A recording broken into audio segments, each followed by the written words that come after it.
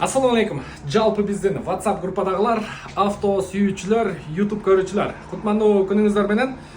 Бизде өйдөдө же ылдыйда Hyundai Porter автоунаасын көрүп турасыздар. Биз группага чыгарганбыз. Москвадан Замир деген акебиз алган.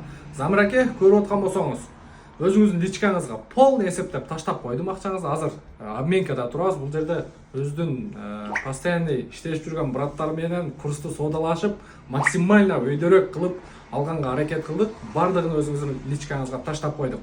Hyundai Porter 2018 көк түстөгү.